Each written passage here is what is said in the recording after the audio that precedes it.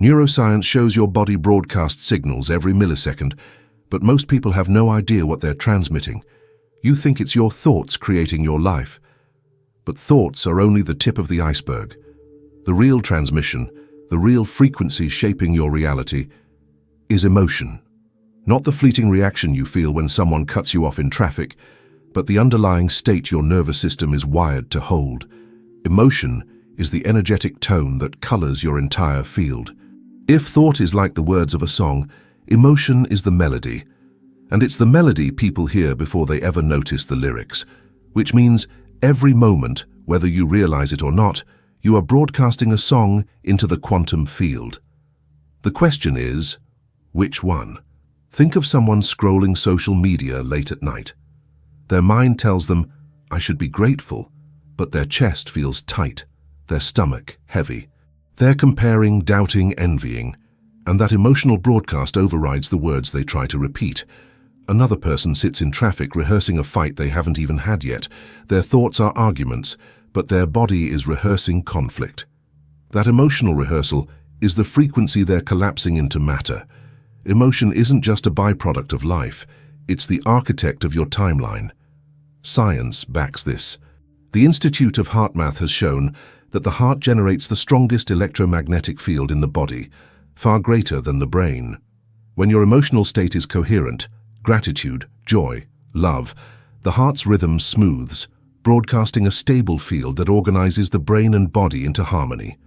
But when you live in stress, fear, frustration, that rhythm turns jagged. Your field becomes chaotic, and so does the life you attract.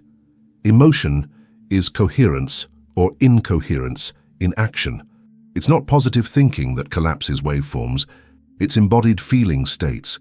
This is why so many people struggle with manifestation.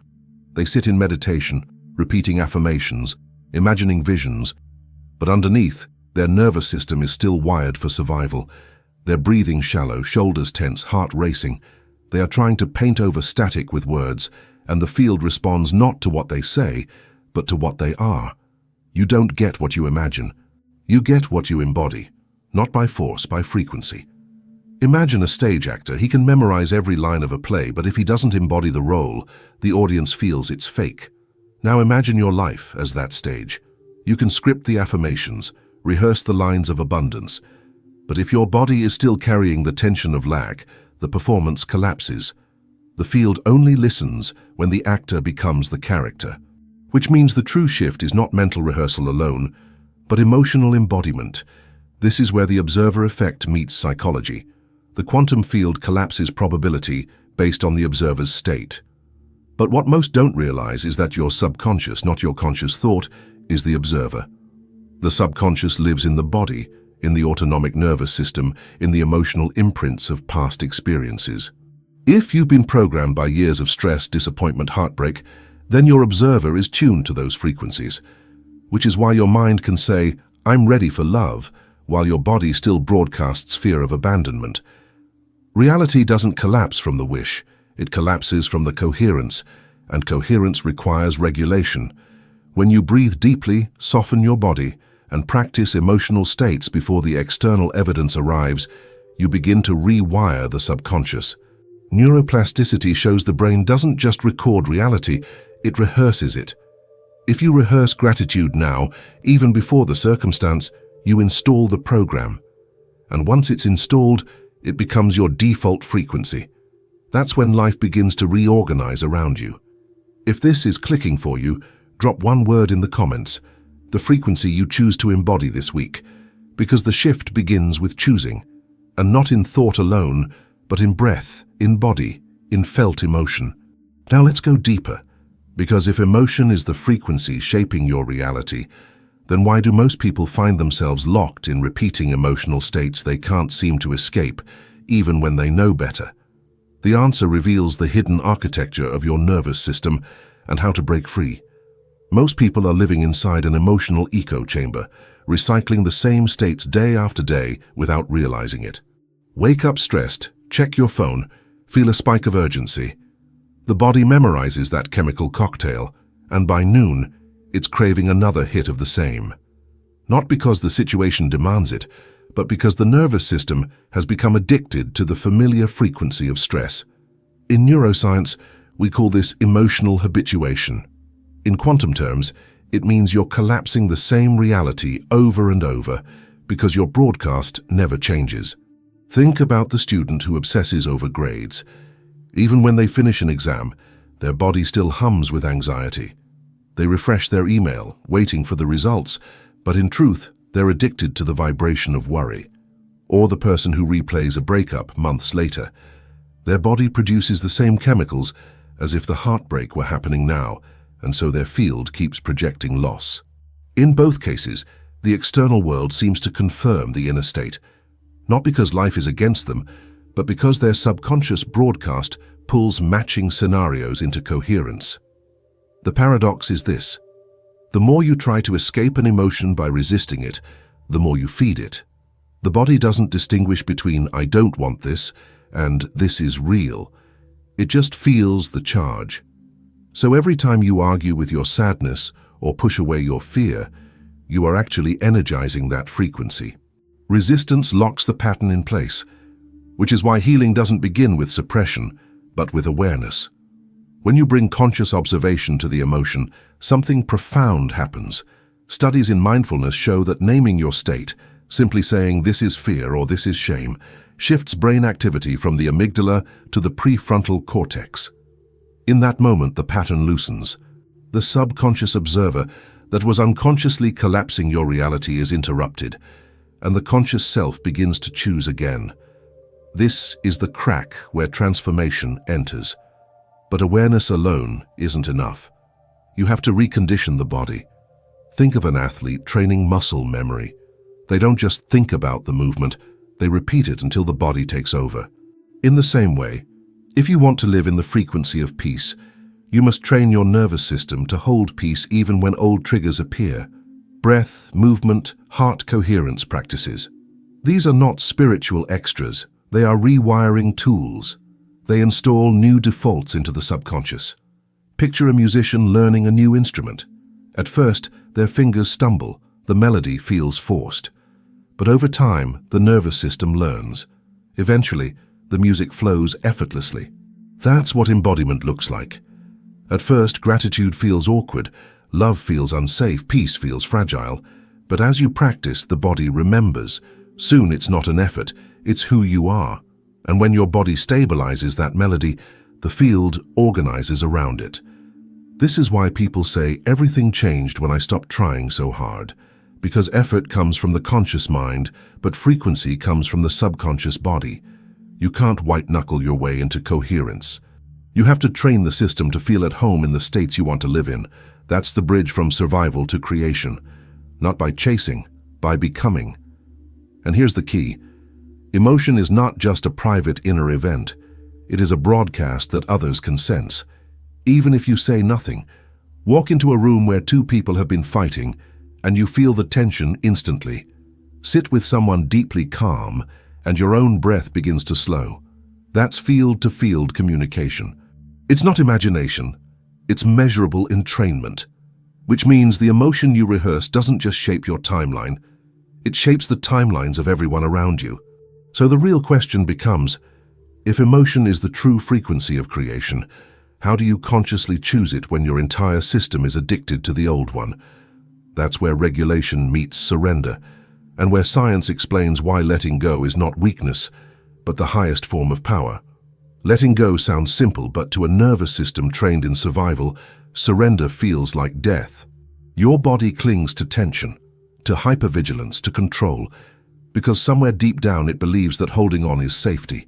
Yet in physics, control equals resistance, and resistance prevents collapse. Which means the harder you try to micromanage reality, the more you block its reorganization. True creation begins when you stop grasping and start allowing coherence to emerge. Think of someone waiting for a text reply. Their mind rehearses a dozen possible outcomes. Their body grows restless, their chest tightens. The signal they are broadcasting is not openness to connection, but fear of rejection. And so the field mirrors that back. Now compare that to the person who exhales, softens their body, and returns to their day with presence. That surrender doesn't mean indifference, it means coherence. They're broadcasting trust, and that frequency organizes experience in a completely different way. Neuroscience reveals why. When you're in fight or flight, the sympathetic nervous system floods your body with stress hormones. Your brain narrows its focus, obsessing on threats, looping the same thought patterns. But when you activate the parasympathetic, through breath, stillness, gratitude, the chemistry shifts. Cortisol drops, oxytocin and serotonin rise. Your brain opens to new possibilities. In quantum terms, your observer broadens, allowing more timelines to collapse into form. Surrender literally expands your field of probability. It's the same reason athletes talk about being in the zone. A basketball player in flow isn't forcing each move. They've trained, yes, but in the moment of play they surrender to the game. Their nervous system is so regulated that they can respond fluidly, not rigidly. That state of embodied coherence produces outcomes that look like magic. Impossible shots made, impossible plays aligned. Manifestation works on the same principle. It isn't passive, it's disciplined surrender. You train the body until it trusts and then you let go, but here's the paradox. Most people don't even realize they're addicted to control. They think they're manifesting, but really, they're gripping. They visualize not from joy, but from fear of lack. They say affirmations not from trust, but from desperation. The nervous system hears the difference, and so does the field. You can't trick coherence, you can only embody it. A woman once told me she tried to manifest financial freedom for years. She visualized checks arriving, she repeated mantras, she lit candles and made vision boards. But underneath, every time she opened her bank app, her chest constricted. Her frequency wasn't abundance, it was scarcity rehearsed daily. When she finally learned to regulate her body, to sit with that constriction without fighting it, something shifted. She wasn't rehearsing lack anymore. She was stabilizing calm. And from that calm, opportunities began to arrive, not forced but invited. This is why surrender is power, because power isn't pushing reality into shape. It's creating coherence in yourself until reality has no choice but to respond. And coherence can't be faked. It has to be practiced, felt, embodied. Your nervous system must learn that it is safe to let go, safe to trust, safe to feel joy without waiting for external proof. That safety is the real wealth, the real love, the real success. Everything else is its echo. Not by gripping, by grounding, not by demanding, by aligning. The paradox resolves when you realize surrender is not weakness, it's resonance. And resonance is what pulls your future into now. But if surrender is the doorway, then identity is the foundation. Because even if you regulate your body, if your subconscious still clings to the old self-image, the frequency will collapse back into the familiar. Which means the next step is not just feeling differently, but becoming someone new. The science of neuroplasticity shows exactly how. Identity is the hidden frequency most people never question. We think of ourselves as fixed. I'm an anxious person. I'm unlucky in love. I'm bad with money. But those labels are not just words. They're emotional anchors. Every time you repeat them, your nervous system strengthens the circuits that hold that version of you in place. Neuroplasticity tells us the brain wires itself according to repetition. The more you rehearse an identity, the more your body memorizes its chemistry. And soon, it's not just what you think you are. It's what you feel you are. That felt identity is the broadcast. Imagine someone who always calls themselves shy. They walk into a gathering, and before they even speak, their body collapses inward, their breath shortens, their field whispers withdrawal. People sense it instantly, not because of words, but because of frequency. The label became a self-fulfilling loop. Now imagine shifting that identity, not pretending but reconditioning. If the same person begins practicing confidence in their body, breathing deeper, expanding their posture, rehearsing warmth even before they feel it naturally, new neural pathways form. Slowly, the broadcast changes, and as it does, their social reality reorganizes. Identity is not who you are, it's who you practice being. This is where quantum physics and psychology meet in a radical way. The observer effect tells us the act of observation collapses possibility into form. But the question is, who is the observer? It's not just your surface thoughts, it's the identity you embody beneath them. If your subconscious observer is still aligned with the broke one, the unlovable one, or the one who always struggles, then that is the frequency collapsing timelines, which means transformation requires an identity shift at the level of body and feeling, not just thought. Think of it like changing instruments. If you're used to playing an old violin with a warped frame, the sound will always be distorted, no matter how good your technique. But when you pick up a finely tuned instrument, your music changes effortlessly. Your identity is that instrument. Upgrade the body's emotional wiring, and the music of your life shifts without force. I once met a man who was always the fixer. His identity was wrapped in solving problems for everyone else. It gave him a sense of worth, but it also trapped him in endless stress. His frequency was obligation, and the field mirrored it with constant crises. When he realized he had to let go of the fixer and embody the creator, everything changed. He didn't abandon responsibility, but his emotional tone shifted from stress to joy, from obligation to inspiration. And with that, new opportunities opened that never appeared before, because his broadcast was finally coherent with what he desired. This is why fake it till you make it doesn't work. Pretending without embodying just creates dissonance. The nervous system knows the difference. True change is not pretending to be someone new.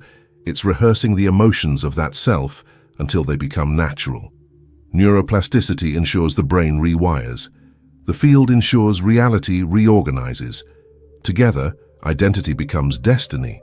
So the question isn't, how do I get what I want? It's who do I need to become to be coherent with it?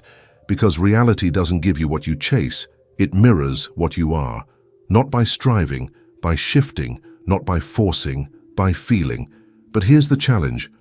Most people try to shift identity while still holding on to the old one, like trying to walk through a doorway without letting go of the room behind. Which means the next step is radical. Learning to release the emotional charge of your past so it no longer defines your present broadcast. And neuroscience shows us exactly how memory and emotion can be rewired. Memory is not a fixed recording, it is a living pattern that rewrites itself every time you recall it. Neuroscience calls this reconsolidation, the process by which the brain updates old memories when they're brought into awareness. Which means the emotions you attach to your past are not permanent. They can be rewired. But most people don't realize this. They replay their history as if it were carved in stone, not knowing that every replay strengthens the same emotional frequency and broadcasts it into the field again and again.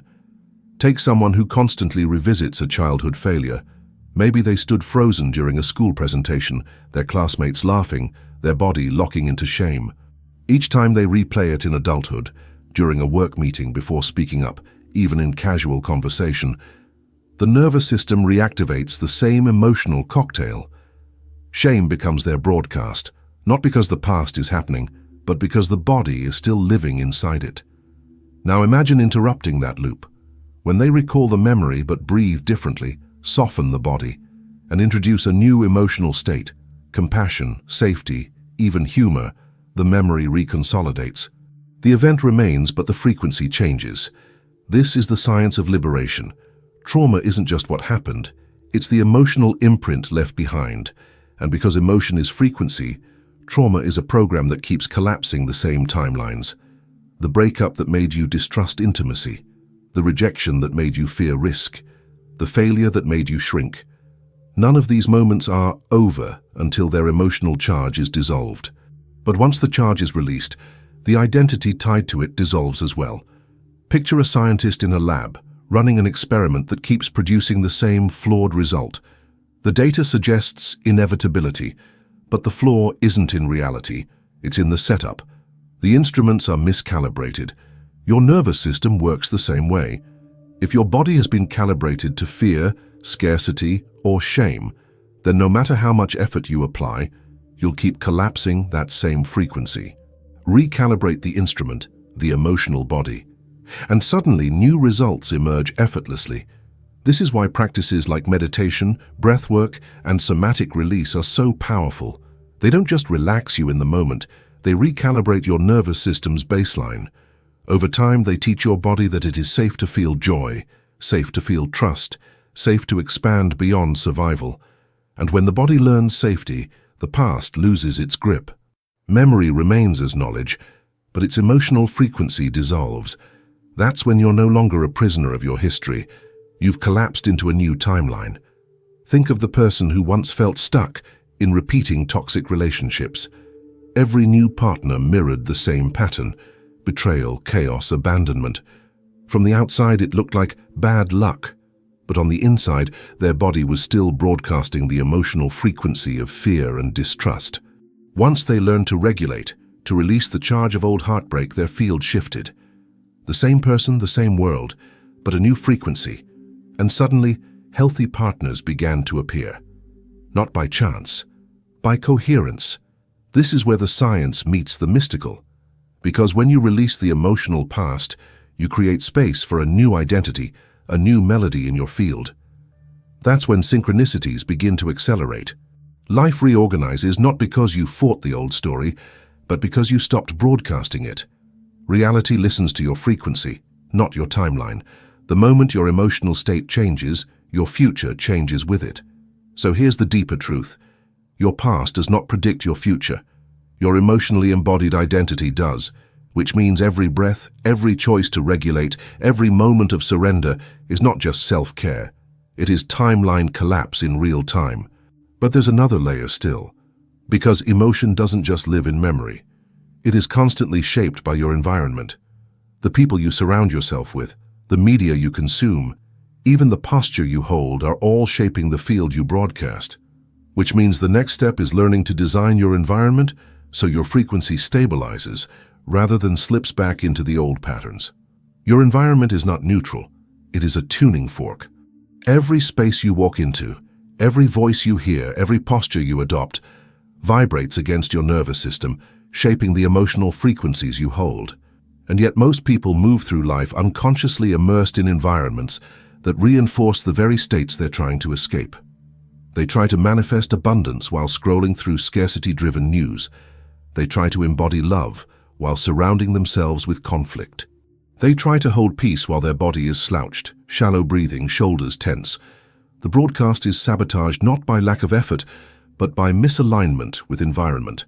Imagine walking into a cluttered room after a long day.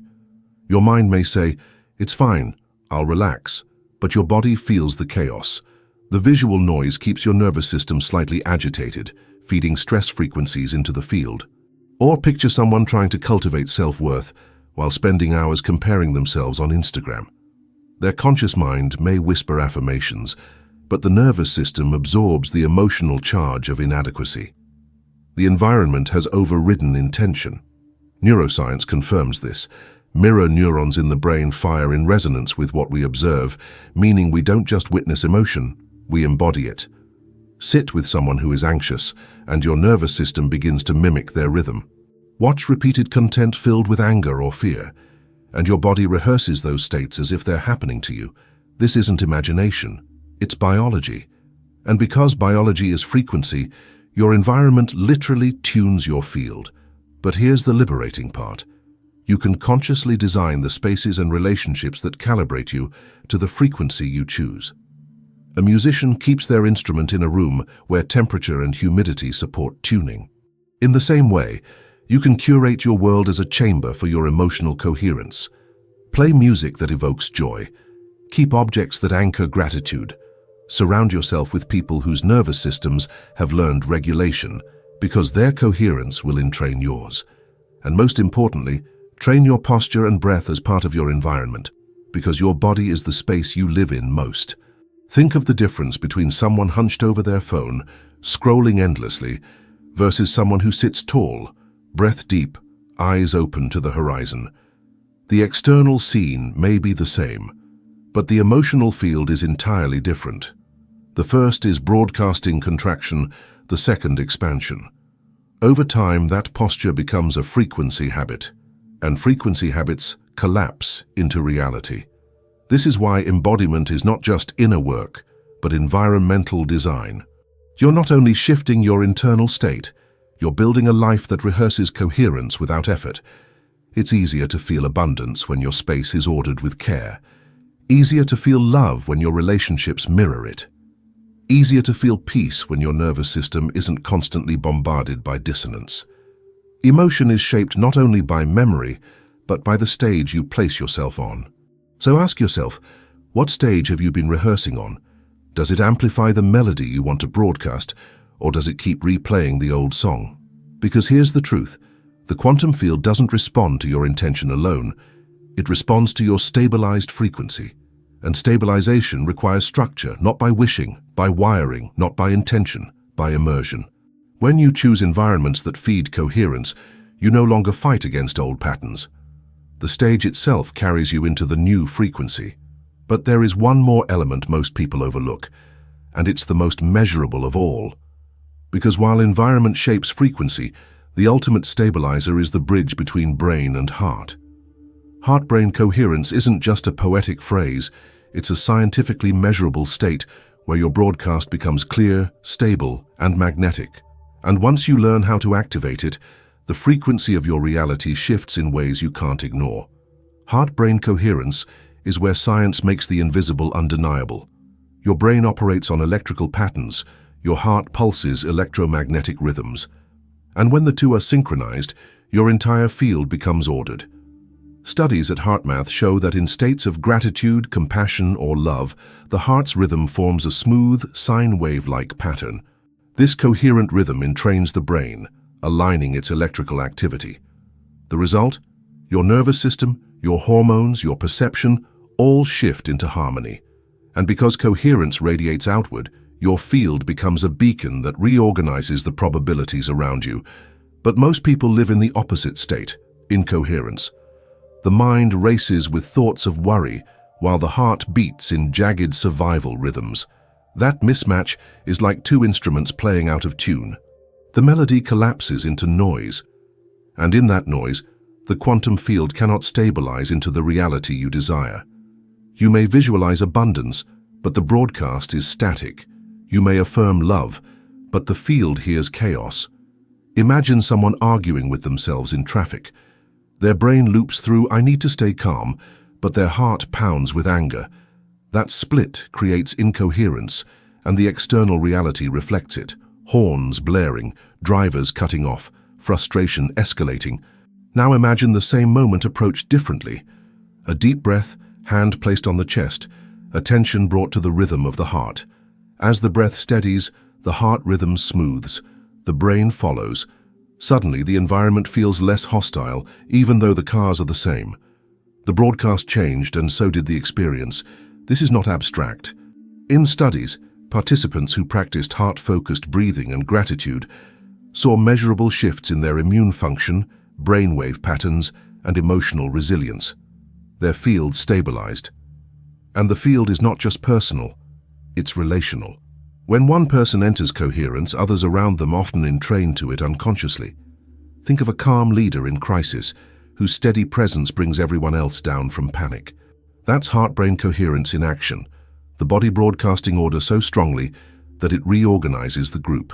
So why does this matter for manifestation? Because coherence is the language the quantum field understands. Words are symbols, thoughts are fleeting. But sustained emotion creates rhythm, and rhythm creates resonance. When brain and heart lock into coherence, your field broadcasts a stable frequency that collapses reality with precision. Without coherence, the broadcast is unstable, and probability slips away.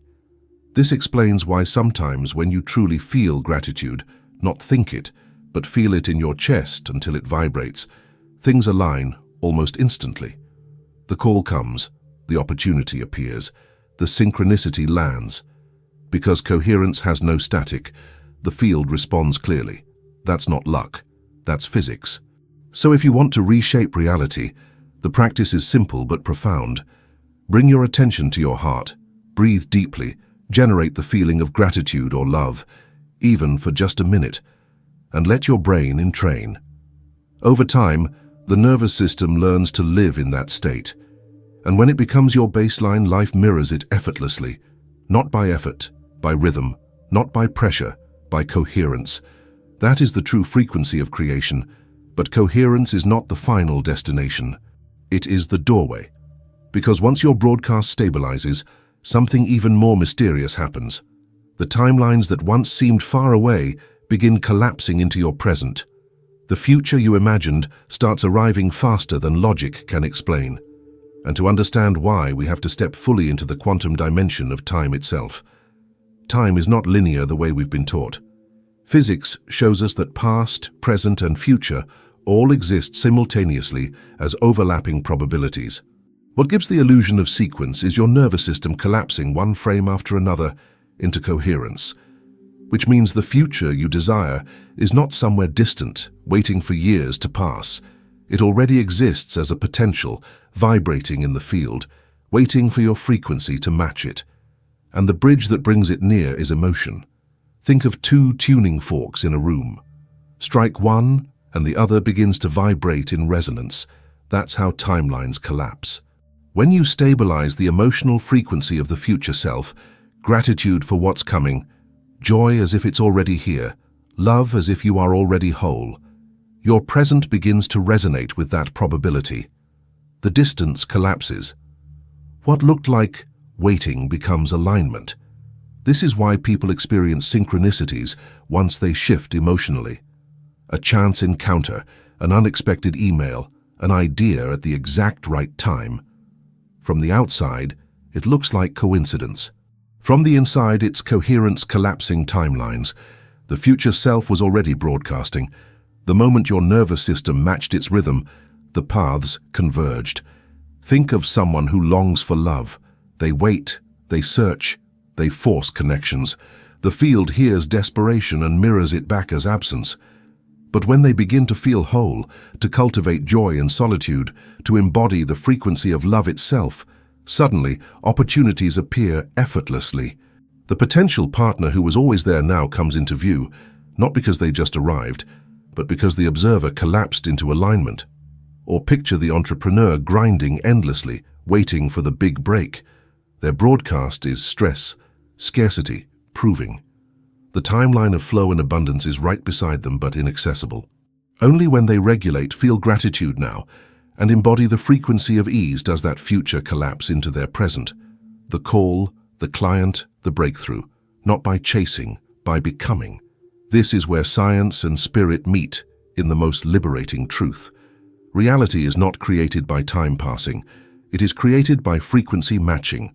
Your emotion is the dial, your nervous system the tuner, your identity the observer. Change the broadcast, and you change the frame of reality you walk into. That's not mysticism. That's coherence in action. And so the question is no longer, when will it happen? The question is, what frequency am I stabilizing right now? Because the moment you embody the emotion of the future, you collapse the timeline into the present. The bridge is built, and life cannot help but meet you there. Not by waiting, by vibrating. Not by forcing, by aligning. Not by chasing, by becoming. And if this resonates with you, if you're ready to keep exploring how science and spirit meet in the most practical embodied ways, hit subscribe and join this community of coherence. Because the journey isn't about adding more effort. It's about tuning to the frequency where everything you've been waiting for is already waiting for you.